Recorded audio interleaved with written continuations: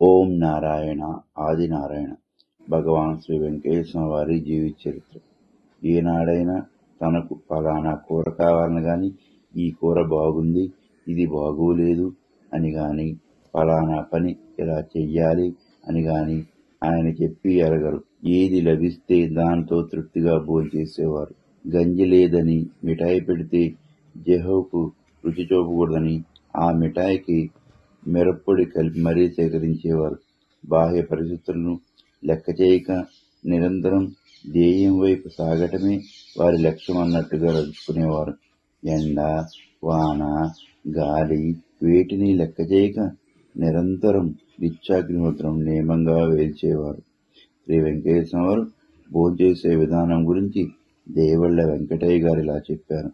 శ్రీ వెంకటేశ్వర వారు శిష్య బృందంతో కలిసి ఎక్కడైనా విడిచేసినప్పుడు మొదట విస్తర నిండా అన్నం పెట్టాలి.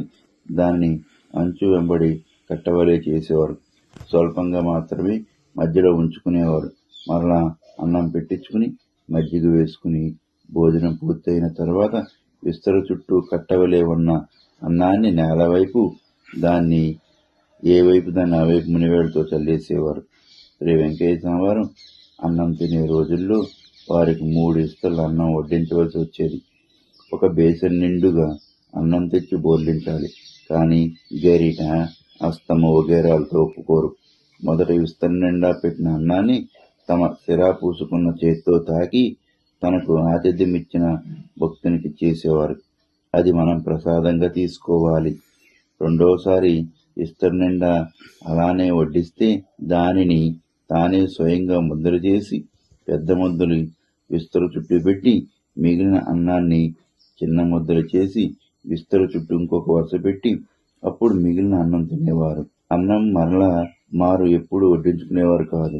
వెంకమ్మ లాంటి భక్తులు ఇంట్లోకి వచ్చినప్పుడు మొదట విస్తరలోని అన్నం తాకి వారికి ప్రసాదం ఇచ్చేవారు.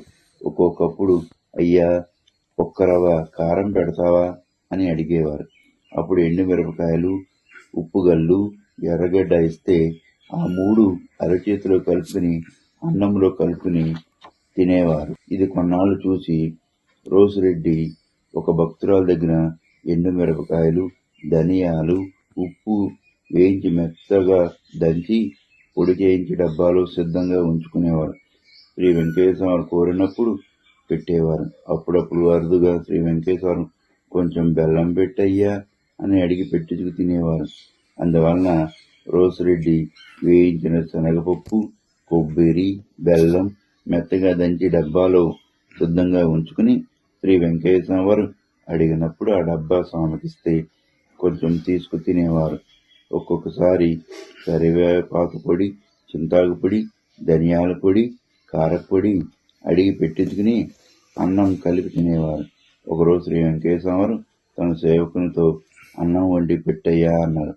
అలాగే తయారు చేసి భక్తులు శ్రీ వెంకటేశ్వర వారు సమర్పించారు. శ్రీ వెంకటేశ్వర వారు తమ అరచేతిని నడినెత్తికి తాకించి తీసి అన్నానికి అద్దారు. అలా 3 చేసి ఆ అన్నాన్ని స్వామి స్వల్పంగా కూడా తినకుండా ఒక భక్తునికిచ్చి అందరికీ పెట్టయ్యా, జబ్బులు పోతాయి అని అన్నారు. వారు అలాగే చేశారు. ఒక్కొక్కప్పుడు నాకు త్వరగా ఆకు, ఒక్క పెట్టయ్యా అనేవారు. తెచ్చేలోగా అనేకసార్లు అడుగుతూ తొందర చేసేవారు. కొంచెం తిని చప్పగా ఉందయ్యా, కారం చేసి ఇంకొంచెం పెట్టయ్యా అంటూ మొదలుపెట్టిన అదంతా తినేసేవారు. ఈసారి సున్నం కాస్త వేసి పెడితే తినమ్మా బాగుందని, తిను అని ఎవరికో అదృశ్య వ్యక్తికి చెప్పినట్లుగా చెబుతూ తినేవారు. కొంచెం సేపటికి ఇక ఆమెను పొమ్మను చెప్పయ్యా, అంతా నేను చూసుకుంటాననేవారు. ఒకరోజు ఆంజనేయస్వామి గుడిలో భక్తులు పాడే తత్వాలాత్మని ఓం నారాయణ ఆదినారాయణ అనే మంత్రం తాను చెబుతూ అందరి చేత చాలాసేపు చెప్పించారు. ఇంతసేపు శ్రీ వెంకటేశ్వర ఏనాడు తానుగా చెప్పి నామం చేయించలేదు.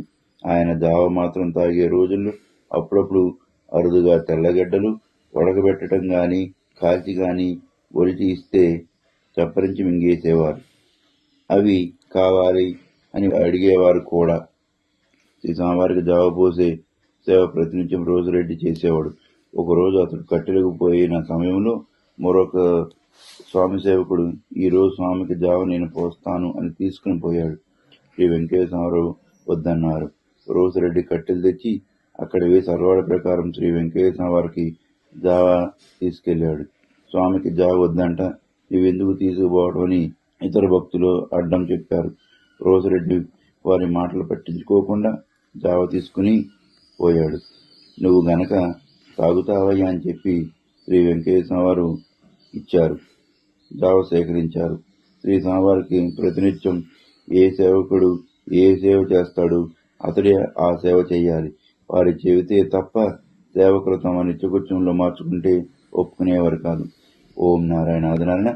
భగవాన్ శ్రీ వెంకటేశ్వర స్వామి అభయ వైకుంఠాపురం సంఘం జాగరముని, గుంటూరు జిల్లా, మీ గంగాధర స్వామి.